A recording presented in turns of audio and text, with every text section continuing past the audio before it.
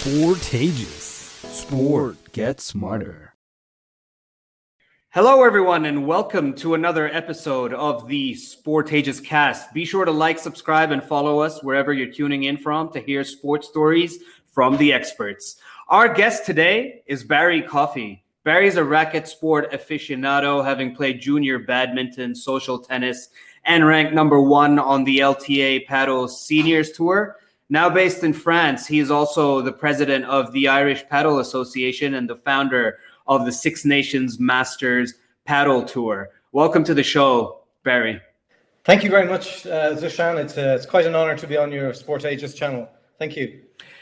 It's great to have you here, Barry. Look, I wanted to get right into it.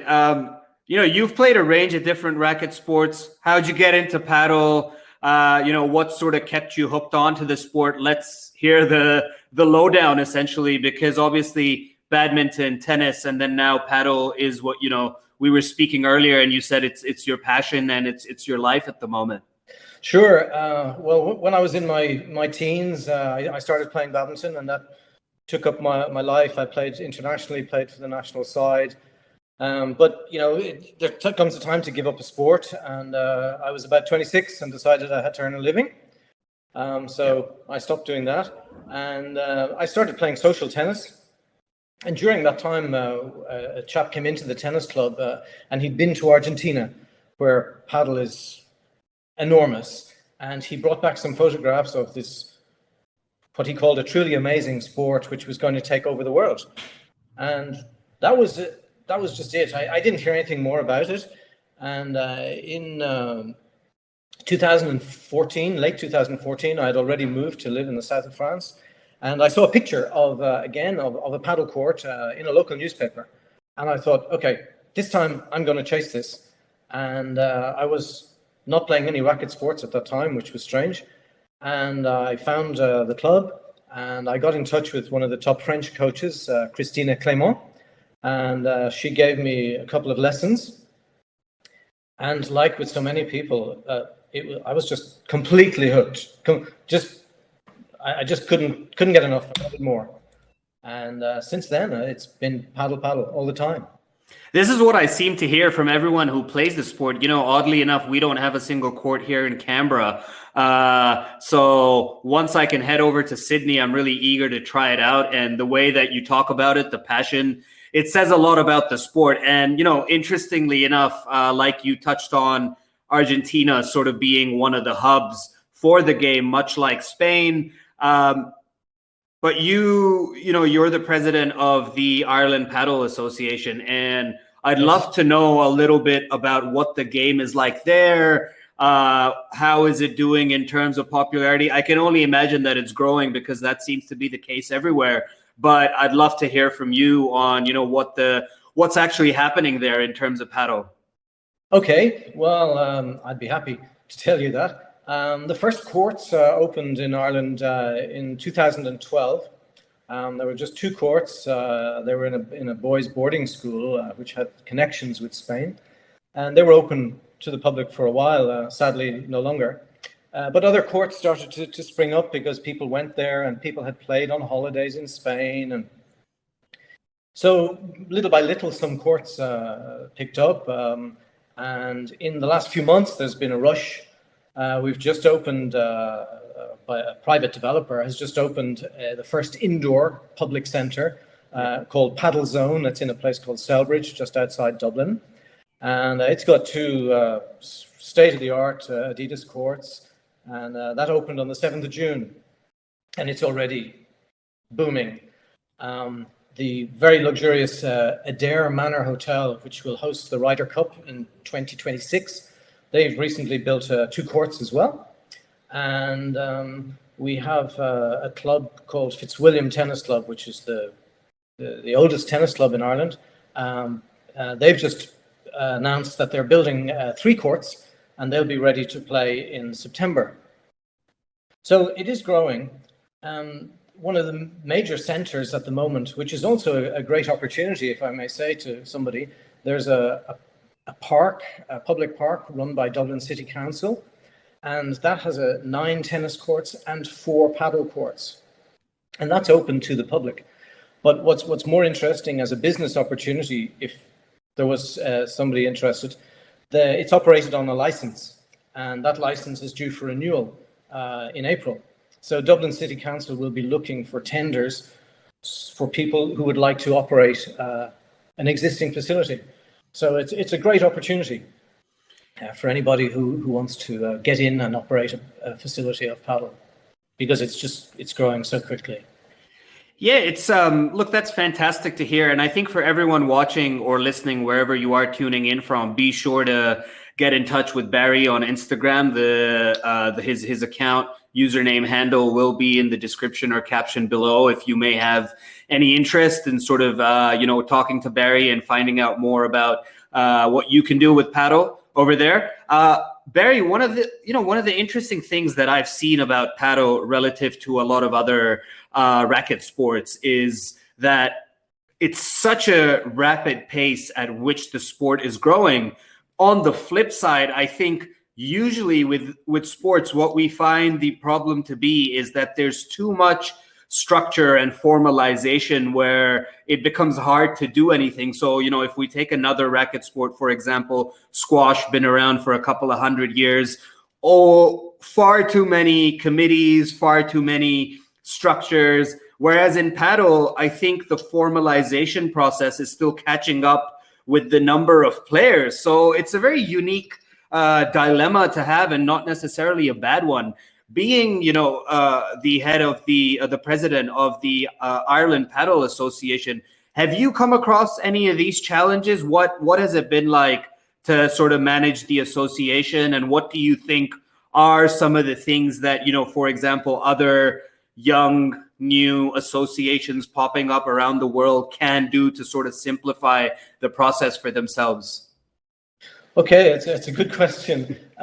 It's true what you say. The amount of players is just expanding so rapidly with the amount of courts in all countries. Scandinavia is a particular example. So as president of the Irish Padel Association, we do have some challenges. What's important is to get the right people around you, and we've got a good committee, people who are interested in racket sports, people who are interested in other sports, because there's a big influx of people from other sports, not just racket sports. It seems particularly popular with soccer players, football players. There seem to be a lot of them coming in, a lot of them investing in paddle centres throughout Europe. So it's unfortunately the administration sometimes gets a bit. It's like walking through glue sometimes. For example, the paddle as a sport is not yet recognised by the Irish government, and so we don't have an official national governing body. We're trying to get that to happen.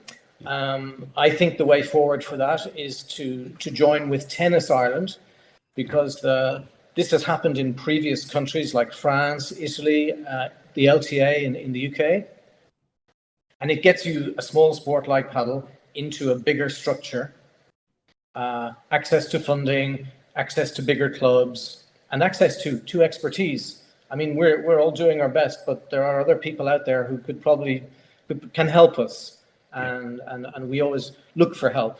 I think that's important. Some paddle associations started off and said, this is us, keep away, we're paddle, we don't want anything to do with anybody. Yeah. And, that's not good.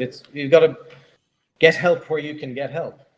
And that will help the sport to grow, because it's no good being sitting in an ivory tower. You need to grow the sport, and it's a sport for everybody, all ages. Look at me. So all ages. Yeah, look, I mean, I think, with any sport, and particularly in the case of paddle growing so rapidly, networks, connections, relationships become imperative. Bringing those people together, finding ways to, make it happen, make the game reach the heights that it deserves, and so on. You talk about paddle being for people of all ages, right? I understand why, but I'd love for you to sort of share why the sport is so accessible to anybody and everybody in terms of who's playing it, what age they are, and so on. Okay, well, the sport is so accessible because, for a start, it's very easy to pick up. It's impossible to master, but it's so easy to pick up. So people from any age, kids of 6, you put them on the court, they've had no racket experience. The racket is short. It's only about 26 centimeters long, 26 centimeters wide, 46 centimeters long. So you've got control. It's not like a wieldy tennis bat, racket or squash. They find they can connect with the ball. So that makes it fun straight away. And then they don't walk away.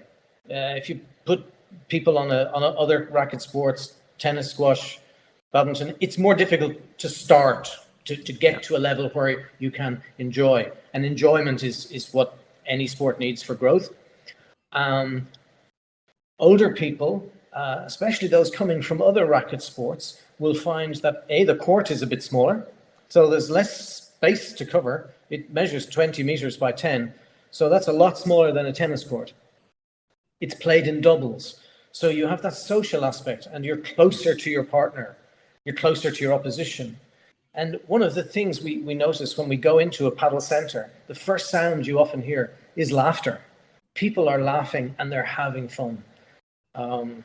That is why the game is growing so much. Now, sure, it's very serious. At tournament level, there's maybe a little less laughter, straight faces, but we're talking about the major game for the social. Yep. It's like tennis is not just Wimbledon, it's everybody who plays in a public park. Yeah. And that's what we want for paddle as well. And that's happening. Oh, definitely. And I think that, having that social element is so integral at that grassroots level for it to then sort of evolve into a better professional level where, we then also see more athletes in the top rankings outside of Spain and Argentina and so on. So that will inevitably happen because the base is solid. Whereas at the same time, if I just want to go have some fun, I can just call up a mate and off we go. So I completely agree there. Yeah. And moving on a little bit, Barry, I mentioned earlier that you also run the Six Nations Masters Paddle Tournament, and it's set to take place this year at some point, if I'm not mistaken. I'd love to hear more about it and what iteration of the tournament is this? How many times has it been held? What's the purpose, the vision behind it? Okay, it came out. I was playing a tournament on the LTA British Padel Tour in Scotland, and I got together with some of the other people whom I'd met and become friends with from Scotland and England, and we were just saying, or I said, wouldn't it be an idea maybe if we could do something like they do in the rugby, but for the senior players, like a Four Nations or a Six Nations. And there was a man there called Paul Ross, who's the managing director of Padel Tech, who are major suppliers of paddle courts. And he kind of overheard, and he came over to me and he said, "Look, we like this idea. This is really good, and I'll help you." So he got me into a venue, and he gave us some financial support. And we started it was a Four Nations event in Casa Padel in Paris. And we had Ireland, England, Scotland, and Monaco. And it was for gentlemen over 45. It was more of a success than I could ever imagine. It was a pretty stressful couple of days trying to run it, but it was so much fun. And then I started getting emails from other people saying, oh, we saw this, can our country play? And could you expand it? So we expanded it in 2019 to include Switzerland and France. So we went to Six Nations, and that was great. And then I got more people. So it was postponed last year because of COVID, and we're now set to go to Helsingborg Padel in Sweden on the 25th and 26th of September. And this year we'll be joined for the first time by the national team from Sweden and Finland, as well as stalwarts Ireland, England, Scotland, and Switzerland. So we're trying to keep it to 6. We might go to 8, but anything beyond that becomes a European Championships, and that's starting to compete with other people's events, and I don't want to do that. So it's showing the paddle world that the senior market is big. A lot of players over 45. Even in the World Championships, they run an event over 60s. So it's there.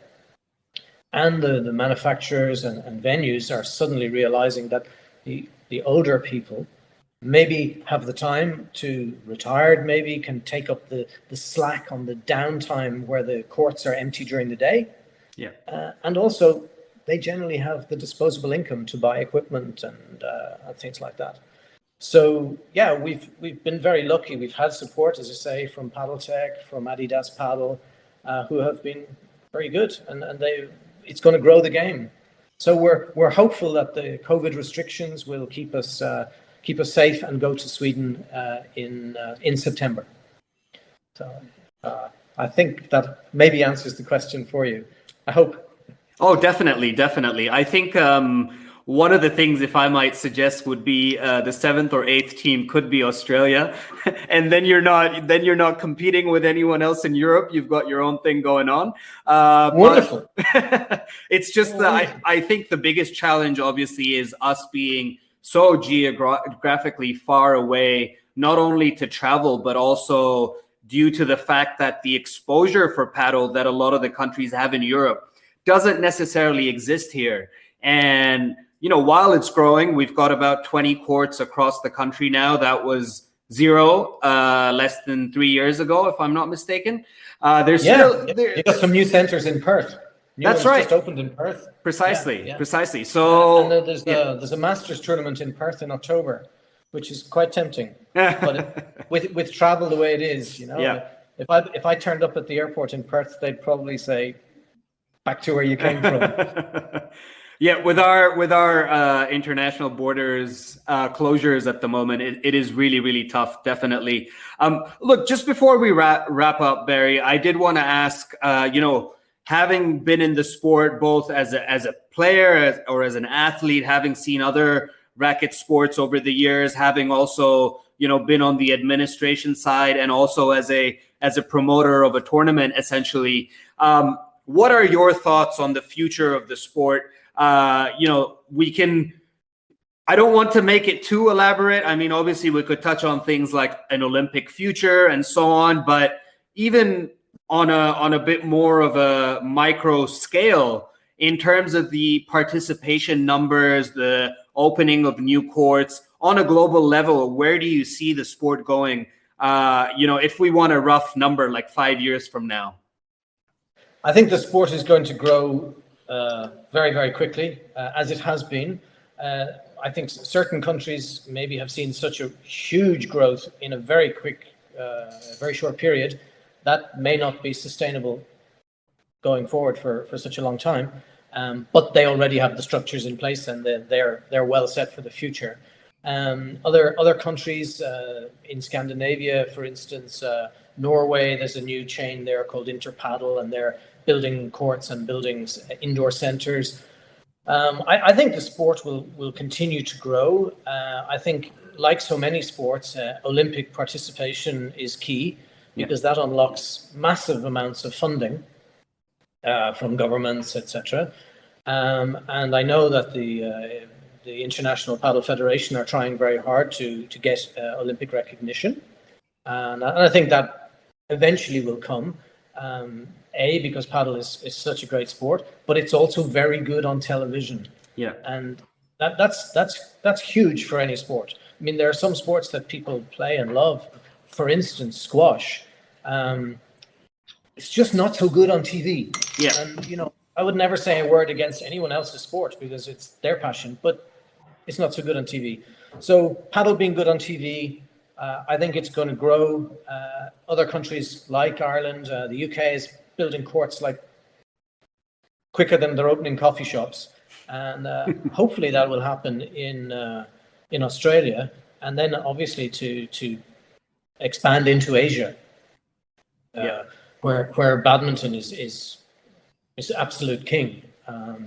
You go to a badminton match in Asia, and it's like being at a football match. They're cheering like they do for paddle in Spain. So, yeah, I think the future is very bright, and there's quite a few years of growth left.